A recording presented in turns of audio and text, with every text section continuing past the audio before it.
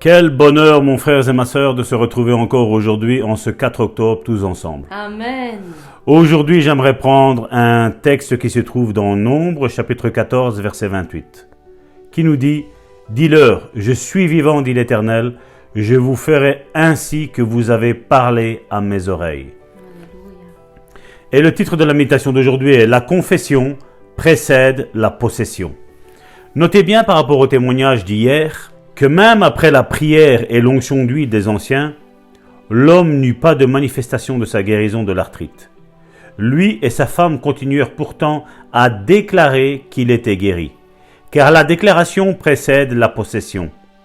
On pourrait dire la possession vient à la suite de la déclaration, c'est-à-dire la déclaration de foi crée des réalités. La douleur de l'homme avait disparu. Il était hors du lit, à tailler un arbre dans son jardin. Ensuite, il conduisit la voiture. Sa guérison était réelle. C'est ce que la plupart des gens recherchent. Ils veulent la réalité de la guérison. Comment l'obtenir? En confessant qu'ils l'ont déjà avant de l'avoir. Je vous encourage à lire le Nouveau Testament sous de nouvelles lunettes. Soulignez les expressions « en lui »,« en Christ » et « en qui ». Ces écritures vous révèlent ce qui vous appartient en Christ. Il se peut que vous ayez lu ces écritures auparavant et que vous pensiez « je sais qu'elles disent ceci, mais cela ne semble pas vrai dans ma vie. Je vais prier que ces choses deviennent réalité pour moi. » Non, elles ne deviendront pas réalité en priant. Comment deviendront-elles réelles? En les confessant, en déclarant de ta bouche, mon frère, ma sœur. Vous pouvez lire les versets de la Bible à propos de qui vous êtes et de ce que vous avez en tant que chrétien. Mais la seule façon pour que cela devienne la réalité, c'est en les déclarant. Il faut que tu ouvres ta bouche, Amen. Mon frère, ma sœur. La déclaration, c'est la clé qui débloque la foi.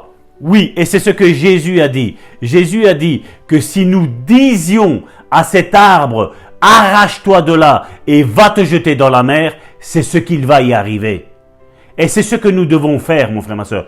Ton problème, tu dois le déclarer. J'ai beaucoup de témoignages audibles même, mon frère, ma soeur, où nous entendons des frères et des sœurs qui sont tout le temps en train de se lamenter. Lamenter que les symptômes sont là. Se lamenter que la maladie n'est pas partie. Qui disent des choses, qui prient 24 heures sur 24, 7 jours sur 7, il n'y a rien qui arrive. Mon frère, ma sœur, ce n'est pas comme ça qu'on arrive à obtenir les choses. On peut prier religieusement, comme on a parlé l'autre jour. On peut prier religieusement, on peut lire religieusement, on peut aller à l'église religieusement, mon frère, ma soeur. Mais ce n'est pas comme ça, mon frère, ma soeur. Tu dois avoir cette révélation, mon frère, ma soeur, que Christ est mort pour toi et que par ses meurtrissures, tu es guéri. Et tu confesses non plus les symptômes, non plus la maladie, non plus ce que les médecins disent, non plus ce que les autres disent, mais tu confesses ce que la parole de Dieu dit. Et la parole de Dieu dit, et c'est, je vais dire, une règle pour nous en tant que disciples, c'est que par ces meurtrissures, nous sommes guéris. Amen. Non pas que nous avons des symptômes, non pas que nous sommes malades. La Bible nous dit que par ces meurtrissures, nous sommes guéris. Amen. Et tu restes axé sur ça, mon frère, ma soeur. Amen. Ce sont les violents qui s'emparent du royaume de Dieu. Le royaume de Dieu est forcé par les violents. C'est nous devons dire, mon frère, ma sœur, que par ces meurtrissures, je suis guéri. Grâce à la mort de Jésus-Christ à la croix, je suis guéri. Et peu importe les symptômes, peu importe ce qui se passe dans ma vie, je suis guéri. Et je refuse les symptômes, je refuse la maladie, je refuse les diagnostics de ce que les médecins disent. Je suis guéri. Et tu restes sur ça, mon frère, ma sœur, au nom puissant de Jésus. Amen, alléluia. Merci Seigneur encore pour cette bonne déclaration que tu nous as donnée par la bouche de ton serviteur. Et c'est vrai, nous devons demeurer sur cela, sur la déclaration de notre bouche. Combien de fois avons-nous parlé de cette vérité qu'il y a de la puissance dans nos paroles? Et bien trop souvent, nos frères et nos sœurs restent bouche fermée face à leur souffrance. Bouche fermée.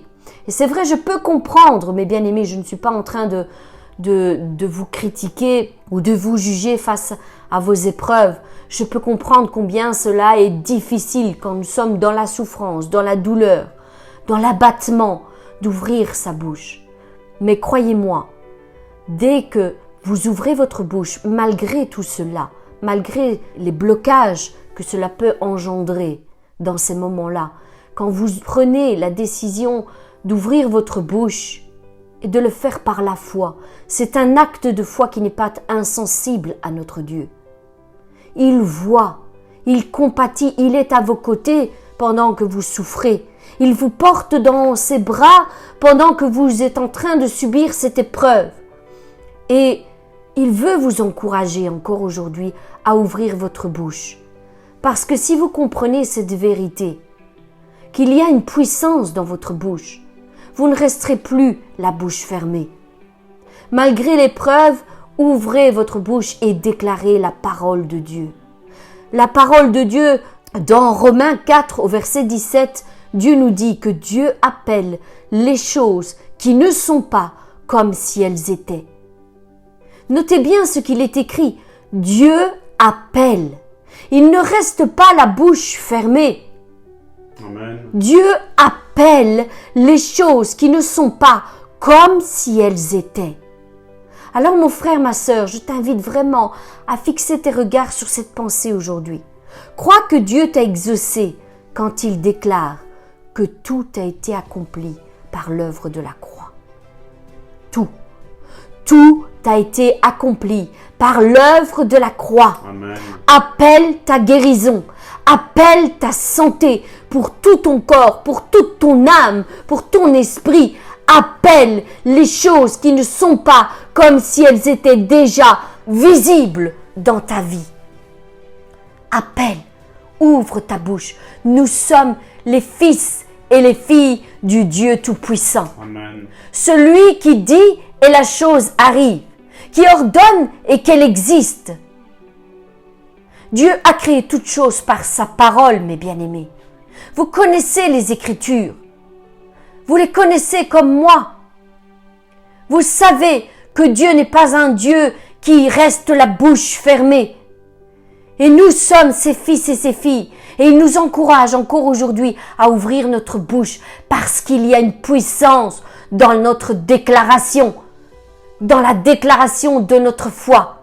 Si vous aviez de la foi comme un grain de sénévé, vous diriez, nous dit la parole, vous diriez, vous ouvririez votre bouche en disant « Ôte-toi de là et jette-toi dans la mer et vous le verriez s'accomplir. » C'est ce que nous dit la parole. C'est ce que nous dit la parole, mes bien-aimés. Alors ouvrez votre bouche. N'hésitez plus. Parlez. Parlez sur votre situation. Parlez de guérison. Parlez de restauration financière, de restauration familiale. Parlez de la transformation de votre vie, de votre être tout entier. Parlez. Ne vous taisez plus. Et soyez victorieux au nom puissant de Jésus-Christ. Amen. Une bonne déclaration pour aujourd'hui. Je suis une nouvelle créature en Jésus-Christ. Je suis la justice de Dieu en Christ. Plus grand est celui qui est en moi que celui qui est dans le monde. Je confesse ces choses de mon cœur et par conséquent, je possède ce que dit la Bible. Je peux l'avoir. Dis pas à Dieu combien ton problème est grand, mais dis à ton problème combien ton Dieu est grand. Amen. Alléluia. Peut-être que de ta vue, de ta vision, ton problème est immense, mais Dieu l'est encore plus. Ton problème aux yeux de Dieu est juste un grain de poussière.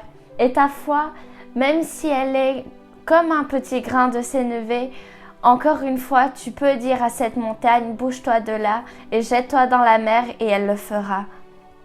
Alors même si tu penses que tu as une toute petite foi, c'est pas pour ça que tu peux faire seulement de petites choses par la foi, mais tu peux faire de grandes choses grâce à Dieu qui vit en toi. Amen. Alléluia. Alors fixe tes yeux sur Dieu et sur qui tu es réellement grâce à Jésus et ne te focalise pas sur tes problèmes. Dis à tes problèmes combien Dieu est grand et que Jésus est venu pour ta guérison. Alors confesse ta guérison dans ta vie à partir d'aujourd'hui. Au nom de Jésus. Amen. Amen, amen. Je pense que vraiment cette méditation d'aujourd'hui va engendrer de grandes déclarations de la part de nos frères et de nos sœurs. Ça va engendrer la guérison. Amen, amen. Je pense qu'aujourd'hui, il y a des bouches qui étaient fermées à double tour et qui ont reçu leur clé et qui vont s'ouvrir à nouveau et recommencer à parler par la foi dans leurs problèmes et dans leurs situations. Oui, il y a des choses qui vont changer aujourd'hui, mes bien-aimés. Amen. Je le crois. J'ai vraiment espoir que Dieu va exaucer plusieurs d'entre vous. Alors, n'hésitez pas et parlez par la foi au nom puissant de Jésus-Christ. Quant à nous, nous nous retrouvons demain pour une nouvelle méditation. Soyez bénis, mes bien-aimés.